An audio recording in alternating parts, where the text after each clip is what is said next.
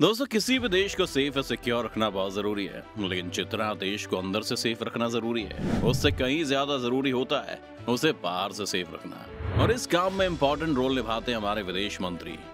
भारत जब से आजाद हुआ है तब से लेकर आज तक भारत के कई विदेश मंत्री रहे, जिनमें एक बड़ा नाम शुमार है, जैसे जवाहरलाल नेहरू, लाल बहादुर शास्त्री, इंदिरा गांधी और तो अटल बिहारी वाजपेयी जी भी। लेकिन आज जैसा पूरा भारत दुनिया के सामने खड़ा है, शायद उस दौर में ऐसा नहीं हो पाया, क्योंकि भारत की इमेज ही दुनिया के सामने ऐसी बनाई गई कि इंडिया सिर्फ खुद को डिफेंड करेगा। एक वो दिन और एक आज का दिन जब भारत कहता है कि अगर हम पर कोई आंख उठाएगा तो हम उसे नहीं छोड़ेंगे। आखिर कैसे भारत इस नीति पर आया, इसका सबसे बड़ा क्रेडिट जाता है हमारे विदेश मंत्री एस जयशंकर को। कैसे हमारे विदेश मंत्री भारत के इतिहास के सबसे योग्य विदेश मंत्री कहे जा रहे हैं, आइए जानते हैं उनकी स्ट्रैटेजी। सबसे पहले एस जयशंकर, जो उन्हें बोल्ड विदेश मंत्री बनाते हैं, वो इनके दिए गए बयान। भारत के विदेश मंत्री एस जयशंकर पूरी दुनिया की नजर में तब आए जब कश्मीर से 370 हटाई गई, ये जानते हुए भी कि पूरी दुनिया में इसका विरोध हो सकता था। लेकिन जयशंकर ने यह काम बहुत ही स्मार्टली किया और खुद उन देशों का दौरा करके आए। उन्होंने सबको समझाया कि कश्मीर इंडिया का इंटरनल मामला है और उसमें कोई और देश दखल ना दे तो ही बेहतर होगा। एस जयशंकर के इस प्रयास और कूटनीति ने ही हमें कश्मीर से 370 को बिना किसी विवाद के हटने में मदद की है। मोदी सरकार की विदेश नीति का परिणाम है कि एक और हम इजराइल और फिलिस्तीन दोनों जो आपस में सालों से लड़ रहे हैं, उन दोनों के साथ एक ही समय में बेहतरीन संबंध रखते हैं, तो दूसरी ओर हम अमेरिका, ईरान और रूस के साथ भी अच्छे संबंध रखते हैं।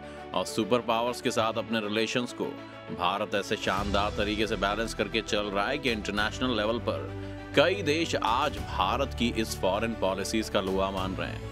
इन सब का क्रेडिट अगर आज किसी को जाता है तो वो कोई और नहीं बल्कि जयशंकर ही हैं। इसके अलावा पिछले दिनों अपने एक बयान के कारण पूरी चीनी मीडिया में छाए जाने वाले जयशंकर ने एक इंटरव्यू में सबके सामने एक बात साफ कह दी कि पश्चिमी देशों की परेशानी पूरी दुनिया की परेशानियां नहीं है। और इस बयान के सामने आने के बाद से उनके बारे में और उनकी नीतियों का बखान करते करते बड़े बड़े आर्टिकल्स चाइनीज मीडिया ने छापे। जयशंकर ने अपने इसी क्लियर एंड अटैकिंग रवैये के कारण आज अपने दम पर भारत को पूरी दुनिया में फ्रंट फुट पर लाकर खड़ा कर दिया है। जिसका एग्जाम्पल यह है कि जिस पोखरण को पूरा करने के लिए पूरी दुनिया से छुप के एक मिशन के तौर पर इसे पूरा किया जाना था, वहीं आज भारत पाकिस्तानी इलाके में मिसाइल दाग देता है और पूरी दुनिया कुछ नहीं कह पाती है, भले ही वो एक मिसाइल टेस्टिंग ही क्यों ना हो।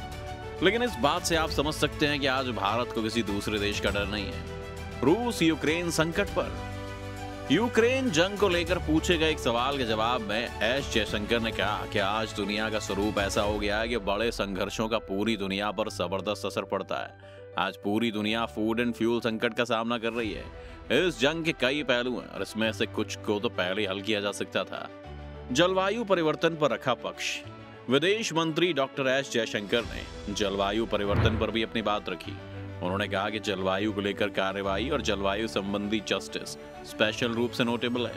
भारत ने इंटरनेशनल सोलर लाइंस, एक सूरज एक दुनिया एक ग्रिड पहल और डिजास्टर रेजिस्टेंट बुनियादी ढांचे के टकराव पर अपने सहयोगियों के साथ काम किया है। भारत अपने पर्यावरण की रक्षा और ग्लोबल वेलफेयर के लिए किसी भी कलेक्टिव और इक्विटेबल एफर्ट का सपोर्ट करने के लिए तैयार है। रूस यूक्रेन विवाद। जयशंकर के अमेरिकी दौरे की शुरुआत ही हुई थी। दोनों देशों के रक्षा और विदेश मंत्री मीडिया के सवालों के जवाब दे रहे थे। इसी दौरान एक सवाल आया कि भारत ने रूस से तेल और खरीद क्यों जारी रखी है जब उसने यूक्रेन में युद्ध छेड़ रखा है। क्या एक तरह से भारत रूस की मदद कर रहा है? लेकिन तभी जयशंकर ने जवाब में आंकड़े रख दिए। सवाल पूछने वाले पत्रकार से कहा कि भारत एक महीने से रूस से जितनी एनर्जी खरीदता है उतनी यूरोप आधे दिन में खरीद लेता है, तो सवाल यूरोपियन देशों से होना चाहिए, ना कि भारत से। और तो और अप्रैल वाले दौरे में जयशंकर ने अमेरिका से वापस आते हुए वहां की मीडिया को यह कहा था कि कोई भी देश या कोई भी नेता या कोई भी मंत्री भारत को यह ना सिखाए कि उसे क्या करना चाहिए और क्या उसके लिए सही है और क्या उसके लिए गलत। इस मामले में भारत खुद समझदार है और वो अपने डिसीजंस खुद ले सकता है। साल 2019 में जिम्मेदारी संभालने के बाद से जयशंकर ने भारतीय डिप्लोमेसी का तरीका ही बदल दिया है। वो अपनी बिना लाग लपेट के बात करने के अंदाज और सवालों के जाल में नहीं फंसने के लिए मशहूर हैं। जयशंकर सिर्फ भारत में ही नहीं बल्कि अपने बातों की वजह से चीन में भी खूब पसंद किए जाते हैं और चीन बतौर डिप्लोमेट जयशंकर को अप्रिशिएट भी करता है, क्योंकि जयशंकर ने चीन में रहते हुए भारत और चीन के रिश्तों में लगातार सुधार की कवायद को तेज किया था। यहाँ तक कि चीन में गिरफ्तार हुए भारतीयों को रिहा भी करवाया था और उन्हें वापस भारत भेजने की भी मुहिम को शुरू करने में मदद की थी। इसके अलावा जयशंकर जब भारत के विदेश मंत्री नहीं थे, सिर्फ विदेश सचिव थे, तब भी उनके किए गए कामों की वजह से उन्हें पूरी दुनिया में एक अलग ही पहचान मिल गई थी, जिसमें इजराइल और सऊदी अरब के साथ बेहतरीन रिश्ते बनाने के अलावा अमेरिका और भारत के रिश्तों में नए सुधार भी उन्हीं की देन है। ये जयशंकर ही थे कि नरेंद्र मोदी ने अपने पहले अमेरिकी दौरे में ही मैडिसन स्क्वायर गार्डन में खड़े होकर के भारतीयों को संबोधित करते हुए खुद को दुनिया का एक ग्लोबल लीडर घोषित कर दिया था। और ये पूरी जिम्मेदारी थी जयशंकर के कंधों पर कि मोदी की अमेरिका की पहली यात्रा सफल हो, जबकि उस समय भारत के विदेश सचिव भी नहीं थे वो। लेकिन इसी के बाद मोदी गवर्नमेंट ने उन्हें भारत का विदेश सचिव बना दिया और 2019 में वो भारत के विदेश मंत्री बन गए और तब से भारत की विदेश नीति आज दुनिया के लिए एग्जाम्पल बन गई है। अब अगर उनकी सबसे बड़ी अचीवमेंट्स की बात करें तो जयशंकर ने 2007 में यूपीए सरकार द्वारा साइन भारत अमेरिका परमाणु समझौते पर बातचीत करने में अहम रोल निभाया। यानी अगर आज हम बिना किसी रोक टोक के एटॉमिक रिसर्च पर ध्यान दे पा रहे हैं तो वो कहीं ना कहीं जयशंकर की ही देन है। इसके अलावा आप देखते होंगे कि चाइना भले ही भारत का विरोध करता रहा हो, लेकिन जयशंकर ने लगातार चीन और भारत के बीच रिश्तों को मजबूत करने का जो काम किया है, उसी की बदौलत आज भी चाइना जैसे देश भारत के खिलाफ जाने से बचता है। ऐसा जयशंकर इसीलिए कर पाए क्योंकि वो चीन में देश के सबसे लंबे समय तक राजदूत रहे। इसके अलावा जयशंकर को विदेश सचिव के रूप में भारत और चीन के बीच डोकलाम विवाद को निपटाने के लिए बातचीत करने को कहा गया था और उन्होंने बतौर विदेश सचिव इस काम को बखूबी करते हुए झगड़े को खत्म करवाया, जिसके लिए जयशंकर को पद्मश्री पुरस्कार से सम्मानित किया गया। बतौर विदेश मंत्री उन्हें दुनिया की जितनी जानकारी है शायद ही किसी विदेश मंत्री को रही हो। आइए बताते हैं कैसे। एस जयशंकर शुरू से ही काफी ब्रिलियंट स्टूडेंट रहे। उन्होंने अपनी शुरुआती पढ़ाई एयरफोर्स स्कूल से की और फिर सेंट स्टीफेंस यानी दिल्ली यूनिवर्सिटी के कॉलेज से आगे की पढ़ाई की और इतनी पढ़ाई की कि जयशंकर ने पॉलिटिकल साइंस में एमए भी कर लिया, फिर एमफिल और पीएचडी भी किया।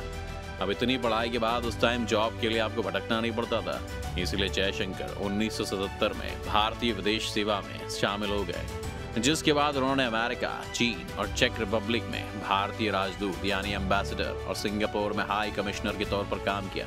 इसके बाद साल 1981 से 1985 तक वो विदेश मंत्रालय में अंडर सेक्रेटरी रहे और साल 1985 से 88 के बीच वो अमेरिका में भारत के पहले सचिव रहे। इसके बाद श्रीलंका में जब लिट्टे के खिलाफ विरोध चल रहा था तब पीस मेंटेन करने के लिए भी उन्हें भेजा गया था। इसके बाद जब वे भारत लौटे तो ईस्टर्न यूरोप के मामलों को देखते रहे। 1996 से सन 2000 तक टोक्यो चले गए और फिर आखिरकार दुनिया भर की भाग दौड़ करने के बाद वो वापस भारत लौटे और 3 साल तक विदेश मंत्रालय में अमेरिकी विभाग देखते रहे, जिसके बाद साल 2007 में उन्हें बतौर इंडियन हाई कमिश्नर सिंगापुर भेजा गया। फिर 2009 से 2013 तक वो चीन में भारत के राजदूत रहे। इस तरह से आप देख सकते हैं कि जयशंकर ने दुनिया के लगभग हर उस देश में रहकर काम किया जिसकी आज ग्लोबल डोमिनेंस है।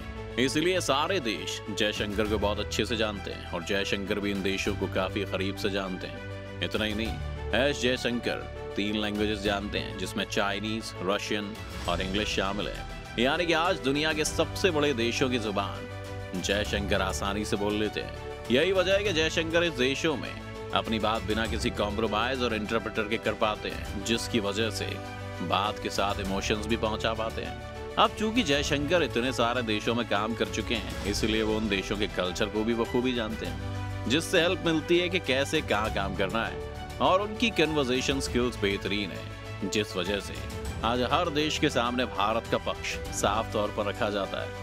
दोस्तों, आपको हमारे विदेश मंत्री एस जयशंकर कैसे लगते हैं? अपनी राय में कमेंट सेक्शन में जरूर बताएं। और आज की वीडियो अगर आपको पसंद आई हो तो वीडियो को लाइक और शेयर जरूर करें, साथ ही हमारे चैनल को सब्सक्राइब भी कर लें।